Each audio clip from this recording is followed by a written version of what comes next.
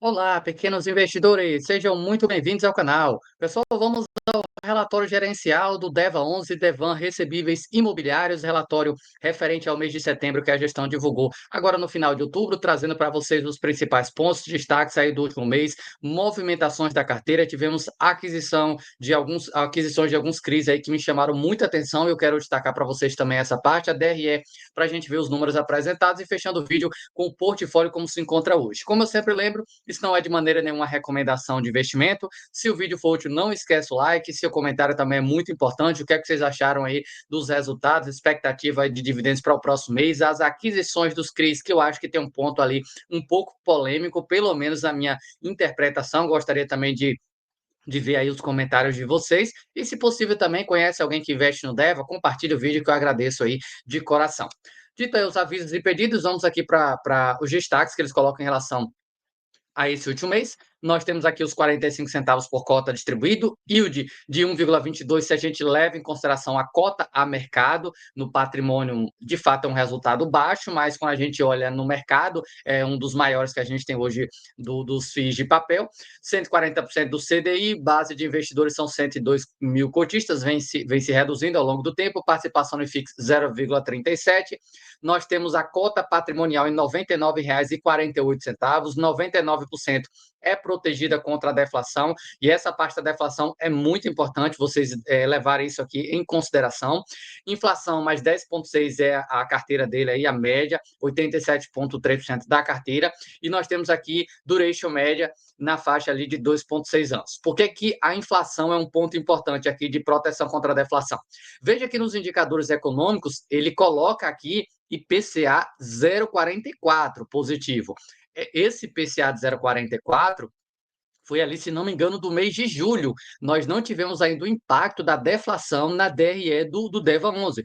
Esse impacto deve ocorrer agora nesse mês de novembro, no dividendo de novembro. Por isso que essa parte é muito importante. Se o fundo conseguiu gerar X reais de lucro aí no mês com IPCA de 0,44, com certeza com deflação, já que a carteira dele é quase toda alocada em PCA, o rendimento tende a ser menor nessa parte. Por isso que é muito importante ficar atento a esses indicadores aí econômicos, no caso de IPCA, ou para quem tem alocação, como é fundo, alguns fundos imobiliários ou FIAGROS que tem ali CDI a acompanhar a taxa Selic. Esses indicadores fazem muita diferença aí no resultado do fundo. E falando em resultado, a gestão divulga aqui distribuição de 6,3 milhões de reais para referente ao mês de setembro, que foi agora o que eles anunciaram e pagaram nesse mês de outubro. E o de dos últimos 12 meses, 16,88 na média mensal, mas eles estão levando em consideração a cota a mercado. Eu acho um pouco injusto colocar essa conta, porque nem todo mundo tem cota a mercado, aí preço médio na cota a mercado. Todo mundo, ou a grande maioria dos investidores, tem DEVA 11 desde os 90, 100 reais. Então, acho um pouco injusto aqui colocar esse yield, porque eles estão levando em consideração a cota a mercado de 30 e poucos reais, mas para quem tem ali nos 60, 70 reais de preço médio, esse yield está longe de ser aí 16%.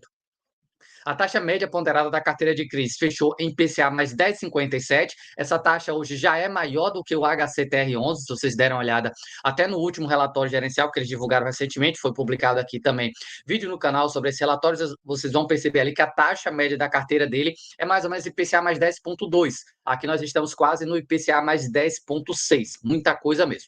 Imagina se esse negócio toda uma hora performa aí, todo volta a pagar. IPCA mais 10,6. De fato, seria um dividendo assim muito, mas muito alto para o investidor mesmo. Eu não tenho aquela fé de que todos os ativos vão voltar a pagar. Para mim, esse rolo vai demorar bastante para se resolver, mas eu tenho a sensação de que não vai ficar com 50%, 60% do patrimônio com carência por muito tempo assim. Uma hora a gestão vai ter que fazer alguma coisa.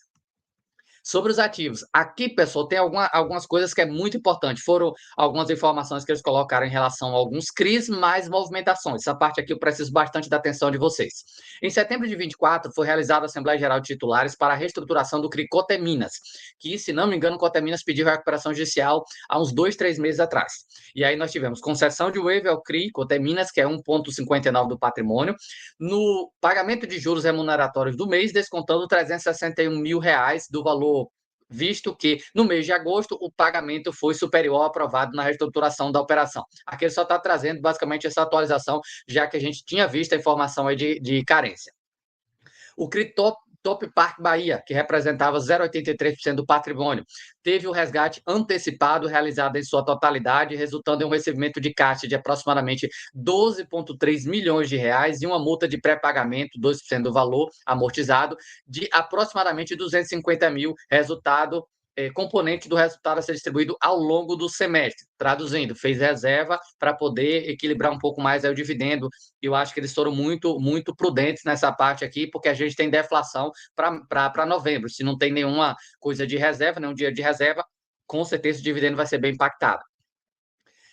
Mais um outro CRI Servic, 0,58 do patrimônio, realizou pré-pagamento de aproximadamente 6% do saldo devedor da operação, no valor de R$ 500 mil, apurados como correção monetária em sua totalidade. Perceba que esse mês ou teve mais não recorrentes, ou a gestão resolveu ser mais detalhista no que aconteceu no mês.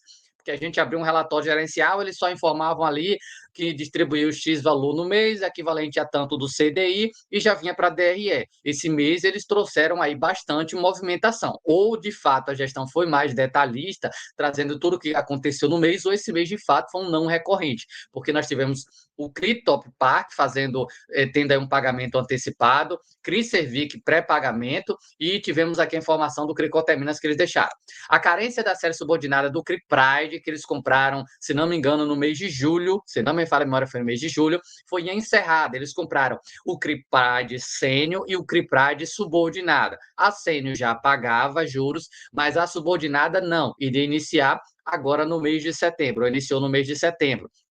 E a amortização só deve acontecer tanto a sênior quanto subordinada ano que vem. E aí eles vêm informar, já que é 2,43% do portfólio, foi encerrado e foram pagos os juros remuneratórios num total de 196.983, além do pagamento da série sênior de 158 mil reais.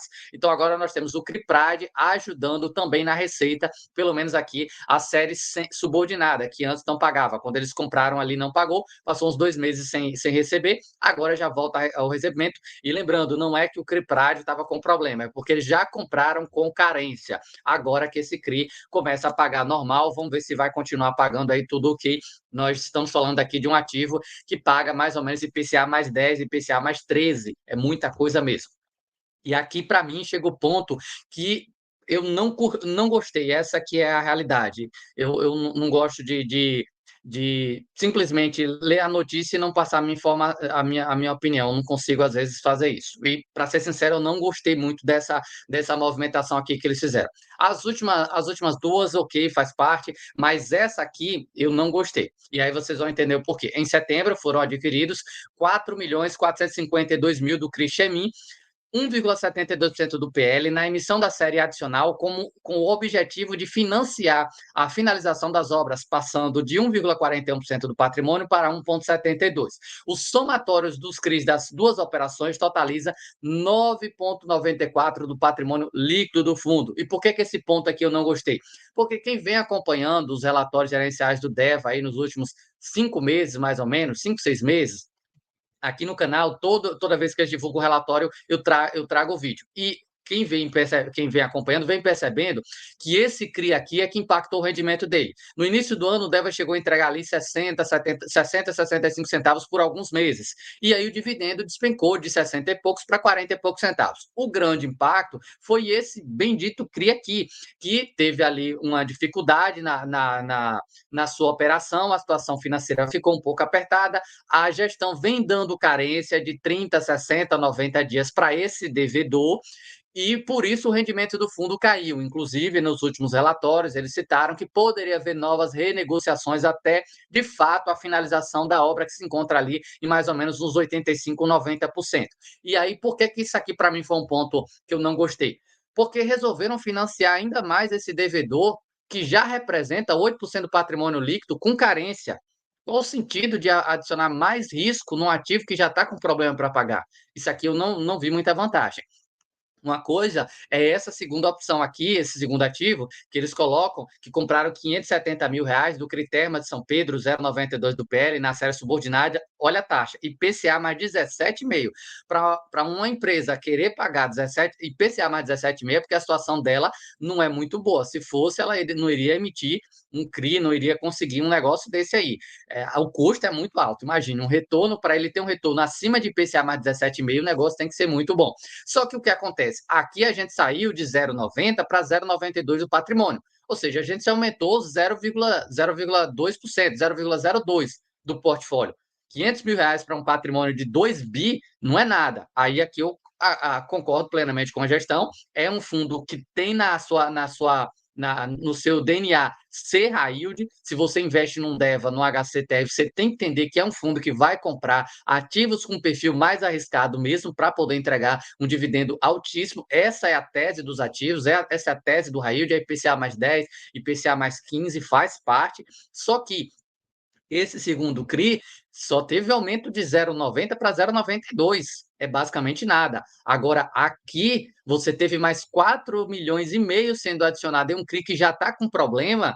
Eu, sinceramente, não gostei. Posso estar errado, eu não estou aqui para dizer que eu sou dono da verdade, não estou aqui para dizer que, para convencer ninguém de que a minha opinião é a correta. Eu estou passando a minha visão, a minha interpretação desse negócio. Por quê? Qual é a minha base o que é que eu levo em consideração quando eu vou investir em um fundo imobiliário de papel ou qualquer outro tipo? Eu vou tentar buscar sempre ativos que, se tiver um risco maior, evite ter exposições, tentar sempre buscar baixa exposição. Se eu vejo que um devedor está com problema e a gestão vai lá e aumenta a exposição nesse devedor, isso aqui, para mim, no mínimo, aumenta o risco.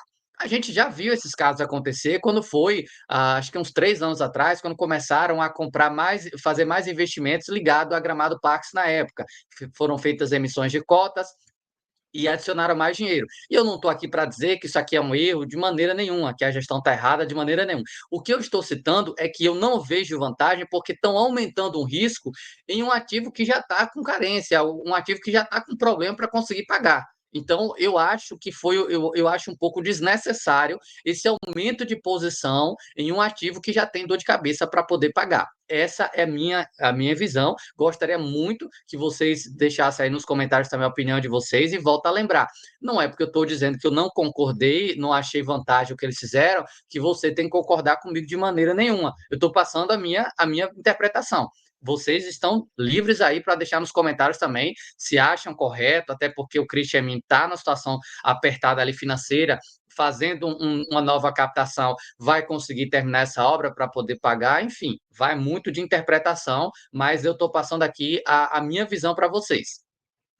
E fizeram mais uma aquisição de R$ 300 mil do CRI Portal das Pedras, 1,09% do PL, passando da série Sênior, a IPCA mais 10, e R$ 201 mil da série subordinada, a IPCA mais 15, passando de 1,07 para 1,09 do patrimônio. Também mais uma aquisição aqui pequena, taxas altíssimas, que tem aí, até como eu falei, o foco do fundo, mas o que mais me chamou a atenção foi esse CRI com 4,5 milhões aumento de posição. Aqui a gente já chega na DRE, lembrando, DRE gerencial regime caixa, o DEVA 11 ele distribui no regime caixa, de fato o fundo distribui porque tem lucro mesmo para distribuir, não é feito nenhum tipo de manobra para poder chegar nesse valor de 40 e poucos centavos, é porque de fato ele vem recebendo esse valor no caixa dele. Aqui nós temos o histórico de março a setembro. Veja que nesse mês de setembro nós tivemos um resultado um pouco maior do que foi o mês de agosto, né? Lá até dos últimos meses aí, de maio para cá é o maior resultado que ele tem. Nós temos aí aquisições de CRIs que eles vêm fazendo nos últimos meses. Teve esses não recorrentes que eu mostrei para vocês há pouco no comentário do gestor, que impactou aí o resultado do fundo. E também nós tivemos o IPCA de 0,44, que foi o que a gestão colocou no início. Próximo mês a gente deve ver uma DRE com resultado um pouco menor, porque o fundo é alocado em IPCA, a gente teve deflação no mês de agosto, que deve impactar esse rendimento agora. Então, nós tivemos 7,4 milhões de receitas, 4,8 milhões vieram de juros, 1,6 milhão veio aqui de correção monetária, rendimento de caixa 225 mil, e tivemos aqui outras receitas 249, mais receitas de fundo imobiliário de 499, mais ou menos aí a mesma faixa dos últimos meses que ele vem recebendo. E aí nós tivemos uma despesa total de 593 mil, bem menor que a média dele, na realidade o terceiro menor resultado aqui, menor despesa desde março. Nós temos aqui 574 em abril e 548 em março. E agora nós ficamos nos 593. Mas se a gente pegar aqui maio 750, 694, 600, 642 e agora ficando aí nesses 593. Se a gente olha essa despesa para essa receita de 7,4 milhões, então é uma despesa bem tranquila. Eu não acho assim nada de outro mundo, uma despesa abaixo de 10%, mas até por conta da depreciação da cota. Fundo aí negociando a níveis bem baixos, mínima histórica. Se ele fechar o mês de outubro aí nesses níveis de 33, 34 reais, é provável até que a gente veja a despesa de gestão e administração um pouco menor no próximo mês. E aqui nós temos o resultado que ficou ali, reserva de lucro, 570 mil reais. E aqui eles até destacam um pouco sobre isso, não considera a parte ali da marcação a mercado. Veja que ele teve aqui 570 nesse mês, 32 no mês passado, 56, 167, por aí se vai. Sempre vem fazendo ali algum tipo de reserva. Pouquíssimos meses ele distribui mais do que o que teve de lucro, e esses R$ 1.000 para cá, R$ 1.000 para lá, pode equilibrar um pouco o rendimento do próximo mês, que deve ter um impacto da deflação. Então, eu diria que o resultado do fundo pode até se repetir 45 centavos por essas pequenas reservas de lucro que ele vem fazendo, mas não seria uma surpresa para mim se viesse um 42, 43 centavos por cota. Isso é o que eu consigo entender aqui olhando essa DRE. Vamos aqui agora para fechar o vídeo, o portfólio como se encontra hoje, portfólio de CRI. Como você sabe, nós temos aqui alguns ativos com carência, inadimplência e em dia. Eu até separei aqui o último relatório gerencial para mostrar para vocês a diferença da porcentagem, o que é que tem hoje versus antes. Aqui nós temos o primeiro CRI, que é esse CRI aqui que vocês podem ver com carência, incorporação vertical, subordinação única, IPCA mais 11,2, 8,22% do portfólio. E aí agora eles vêm aumentar a posição nesse CRI, que agora representa 1,72%, chegando ali a quase 10% do patrimônio nesse devedor. Qual o ponto? Se esse devedor, de fato, com esse novo aporte, conseguir completar a obra, veja que a obra executada, nós temos aqui 90,5%. Se essa obra for concluída no curto prazo e o devedor voltar a pagar, a gente pode ver o fundo saindo de 40 e poucos centavos para 60 e poucos centavos com certa facilidade. Só depende desse devedor aí para a gente ver um salto no dividendo do DEVA, porque é 10% do patrimônio dele e taxas altíssimas, como vocês estão vendo aí, mas se esse devedor continuar com carência por mais tempo, aí agora a gente vai ter um pouco mais de dor de cabeça para ver esse rendimento melhorar. Temos aqui o CRI Hope, que também se encontra aqui com carência, 7% do patrimônio dele, que vence a carência, tem esse CRI, nós temos mais um outro aqui com 3,16%, vence no final do ano. Então é para a gente ver boas notícias em relação ao CRI Hope no início do ano que vem no relatório do DEVA.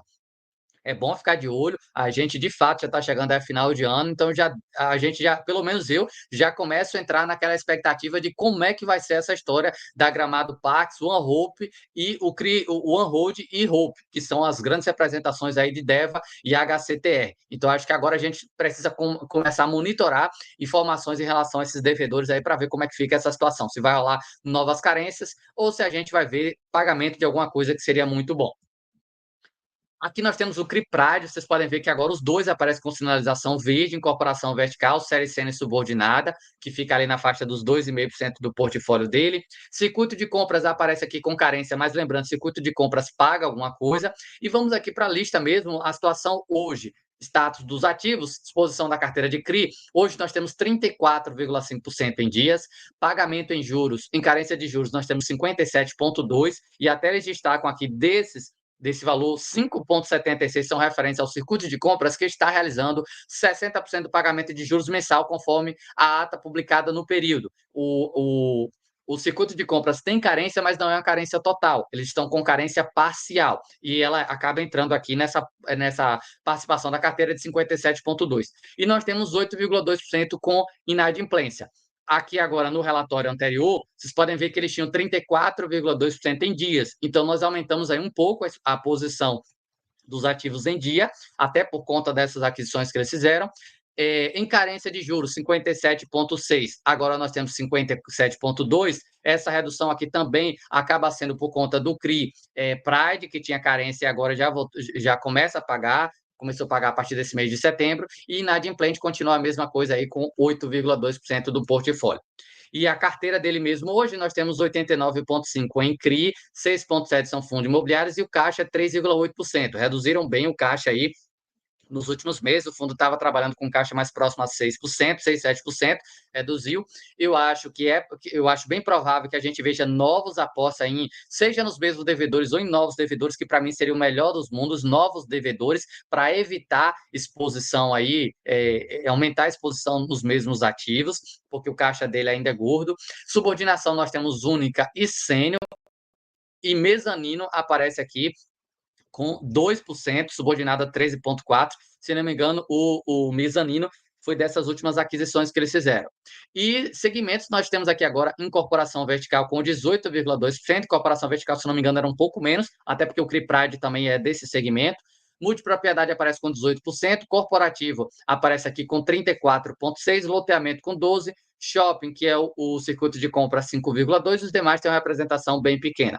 Taxa média da carteira IPCA mais 10,6%, a proteção contra a deflação que eu falei para vocês há pouco, e aqui a gente consegue ver um pouco da diversificação regional, bastante coisa no sul e no sudeste. E aqui nós temos a parte ali do andamento das obras, média da carteira é 93%.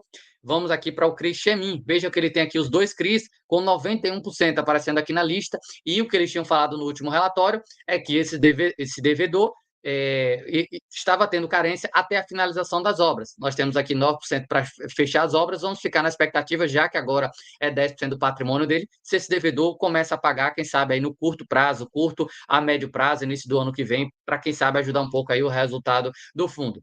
Outro ativo que representa bem do seu portfólio, vamos ver aqui se tem mais algum que eles colocam aqui em termos de...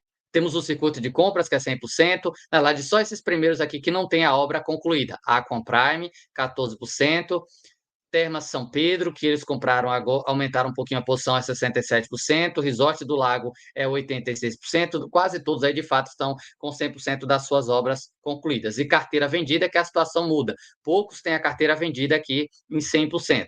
A Prime, por exemplo, nós temos 30%. O Chemin aparece aqui com 50%, os dois. Resort do Lago, 62%. Termas de São Pedro aqui já tem 71%. A carteira vendida é bem maior do que o concluído mesmo aí, a construção. Os demais aqui já não tem tanta representação assim dentro do portfólio. Vamos ver se tem mais algum detalhe. Aqui nós temos o portfólio de fundo imobiliário. DVFF é quem segura esse provento dele. XBXO 1,9, C-loteamento 0,7, DPRO 0,5, LSPA basicamente está zerando aí, né? A carteira dele representava mais ou menos 1%, vem sendo feito amortizações aí com frequência para acabar o fundo aí, se não me engano. Bom, pessoal, acho que eu consegui passar todas as informações do relatório do DEVA 11. Espero ter ajudado através desse vídeo. Não esqueça aí de deixar o seu like. Se possível, também faça o convite. Torne-se membro do canal. A partir de R$ 1,99 você tem acesso antecipado a tudo que é vídeo, vídeos exclusivos e outras informações aí que pode ser útil para você. Então, faça esse convite. Não esqueça de deixar o seu like e até o próximo conteúdo.